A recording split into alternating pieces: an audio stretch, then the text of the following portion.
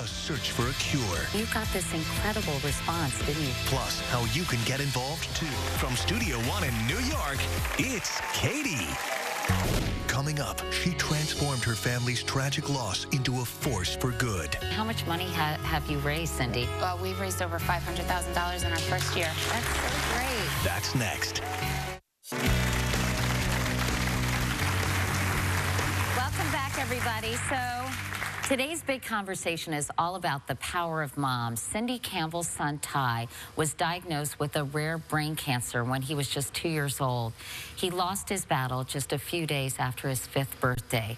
And soon after, Cindy realized that she needed to raise money for the thousands of children just like Ty. Here's their story.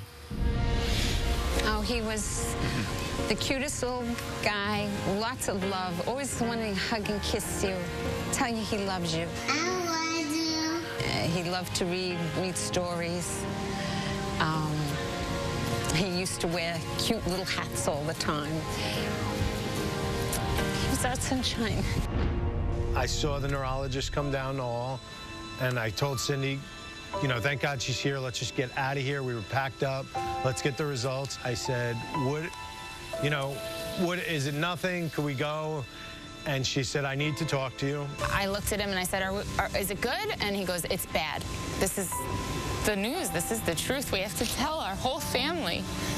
And it's a scary, scary, horrifying thing. Ty had a very rare tumor, which made things very, very difficult from the get-go.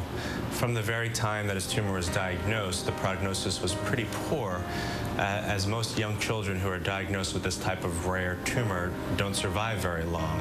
And so we knew from the very beginning that we were up against a serious challenge. He would just say, my mouth's not working. Can, feed me my lollipop, or my hand feels funny. Can you do it for me? But he wasn't complaining. He just wanted to keep playing. He just wanted us to manipulate the toy or show him something. He didn't get worked up over it. He just figured out a way to accommodate. Even though he was battling cancer, he talked about jumping in muddy puddles when he got better. And that's why we started the Muddy Puddles Project, because that was the epitome of childhood. And that was what Ty is all about: laughing, having fun, being a kid. From Pauling, New York, please welcome Cindy Campbell.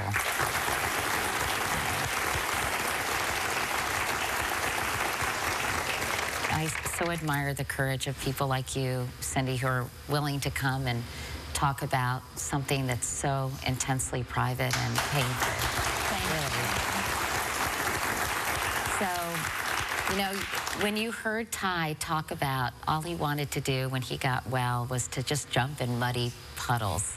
Despite all he's been through, it was as easy as that kind of thing that would bring him happiness. And you talk about all that he went through. I mean, he went through so much following his diagnosis. I don't think people realize just how tragic childhood cancer can be. He had 20 surgeries starting at 2 years old, and from the day of his first surgery, he was never able to walk again because he was constantly recovering, whether it was surgery or chemotherapy, which is so toxic. And these kids are given chemotherapies that are designed for adults, and they're archaic, they're outdated, and they really suffer a poor quality of life through the whole journey. He had 11 treatments of chemo. He had 2 full protocols of radiation and 250 plus nights in the hospital, which is just, for a little boy, that was almost half of his life. And it was just very, very difficult to watch. But he smiled. I mean, he was an inspiration every day of my life because he never let it get him down. He always just wanted to have fun. As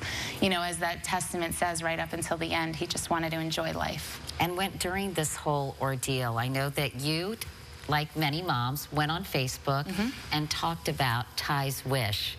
And you got this incredible response, didn't you, Cindy? I did. I just wanted to share it because I thought it was so sweet. And I posted it to Facebook, and it snowballed. I mean, around the world, we said this is a perfect platform for fundraising because we can engage families and we can educate them about childhood cancer through something that's really, everyone can relate to this and everyone can have fun with this. And so you got this incredible response, and they contribute $5 for every... It's a minimum donation of $5 for every picture that's posted. Hopefully, people even contribute more than that.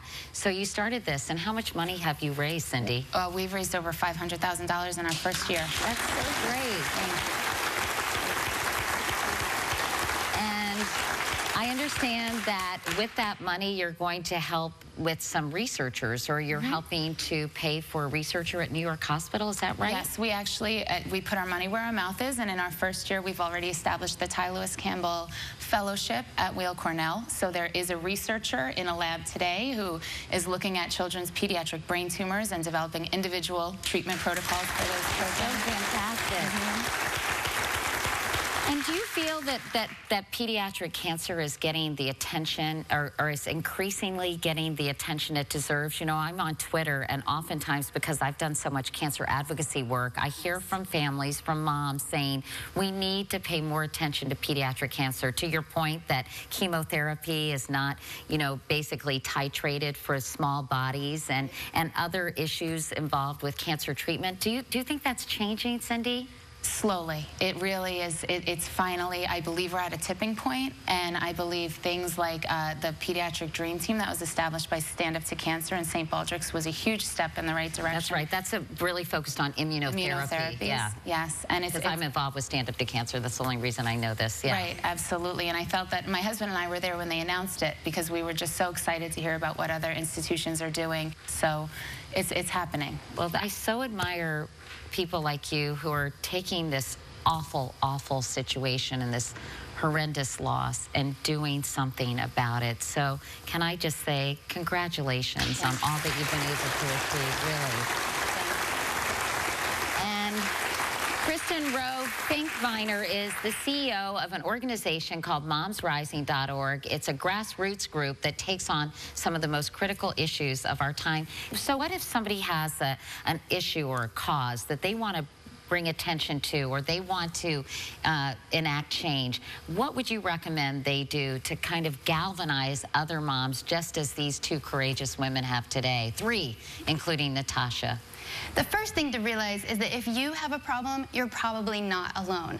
At Moms Rising, we like to say that when this many people are having the same problem at the exact same time, we have a national structural issue, not an epidemic of personal failings. So find an organization like Muddy Puddles, like Moms Demand Action, like Moms Rising, that's doing the work that is close to your heart, and get engaged. That's the first thing. The second thing is to recognize the power that you have at your fingertips on Facebook, on Twitter, on social media, on blogs, and to spread the word about your experience, to get your friends and their friends involved, and know that all of a sudden you could have a movement.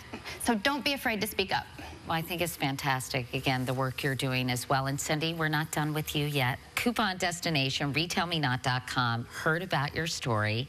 They are giving your charity, the Ty Lewis Campbell Foundation, $5,000. And then wait. We're matching it with another $5,000 for a total of $10,000 to help you continue your efforts in funding pediatric cancer research.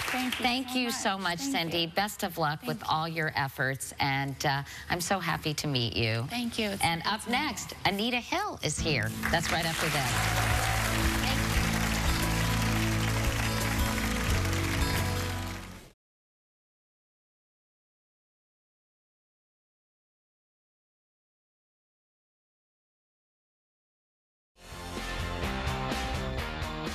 From NBC News, this is Today with Kathy Lee Gifford.